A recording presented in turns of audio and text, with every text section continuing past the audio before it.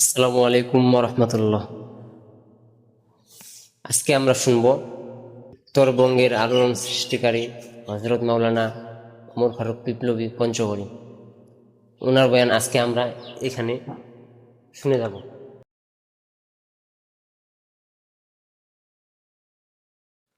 এখন আমরা প্লে করব, আপনারা সবাই দেখে যাবেন।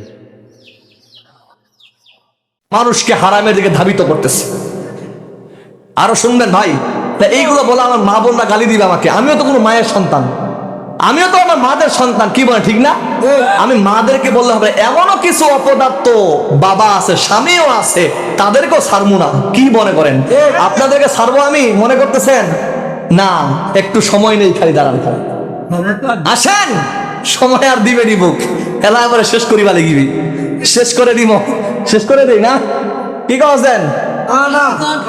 আসেন 10 মিনিটের মধ্যে শেষ করতে হবে। আমি আমাদের আয়াতের আমার এই আয়াত আমার হাদিসের দিকে চলে যাই, কি বলে ঠিক না? ফিনিশিং দিতে হবে অবশ্যই। আপনাদের সামনে যদি আল্লাহ বাঁচায় আরো সামনে আসবো, কি বলেন? ইনশাল্লাহ দেখা হবে, কি বলেন ঠিক কি না? দেখা হবে ইনশাল্লাহ কোন কোরআনের ময়দানে। আমি চাকলাহাটে আসছিলাম কয়েকবার মাহফিলে, তারপরে হারি বাসায় দিকে আসছিলাম অনেকবার, কিন্তু এখন তো আপনাদের এলাকা নতুন, কি বলেন ঠিক না? তো যাই হোক, আমি আমার আলোচনা দিকে যাচ্ছি, শেষ মানে এই আয়াত এবং হাদিসের দিকে যাচ্ছি। এমনও মা বোন আছে কিনা বলেন?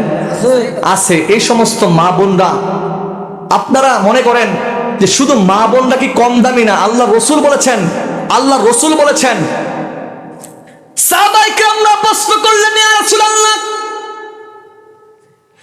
আমার কাছে সবচাইতে সৎ আচরণ পাওয়ার যোগ্য কে? আল্লাহর হাবিব পবিত্র জবান দ্বারা বলেন, ক্বালা উম্মুকা, তোমার মা।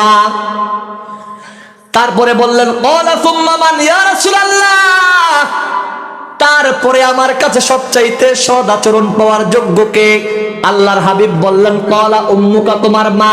তারপরে বললেন, ক্বালা সুম্মা মান, তারপর কে? বলে ক্বালা উম্মুকা, তোমার মা। তারপরে বললেন, ক্বালা সুম্মা মান, কে? ক্বালা আবুকা, তোমার বাবা। মায়ের সম্মান 3 গুণ, বাবার সম্মান 1 গুণ। মায়ের পায়ের নিচে সন্তানের বেহেশত, বাবার পায়ের নিচে ধুলাবালি, মাটি আর মাটি। কথা বলেন ঠিক কিনা?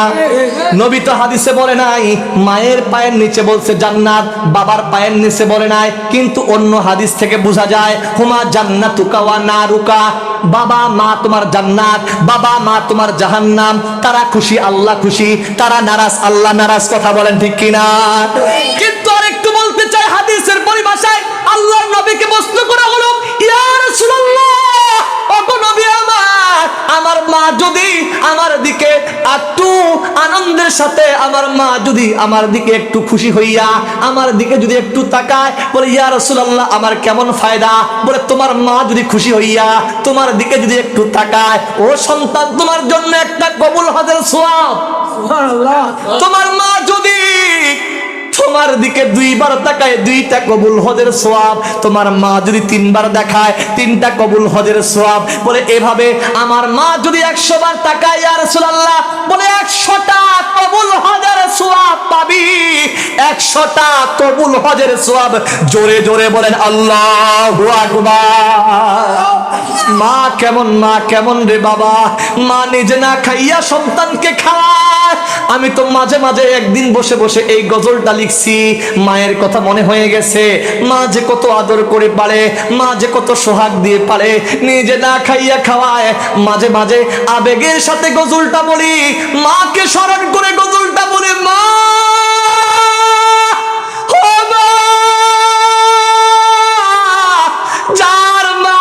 সে বুঝে মা ছাড়া দুনিয়াটা বিরহ, মা ছাড়া দুনিয়াটা কষ্টের, মা ছাড়া দুনিয়াটা যন্ত্রণার। কথা বলেন ঠিক কিনা?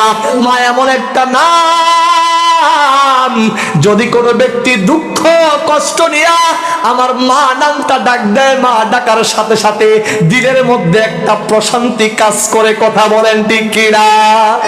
মাঝে মাঝে বলি, সন্তানের জীবন না চায় মরণ। বলেন না আমার সাথে, আমি একদিন বসে বসে লিখছি এটা, সন্তানের জীবন না চায় মরণ, জনম দুঃখী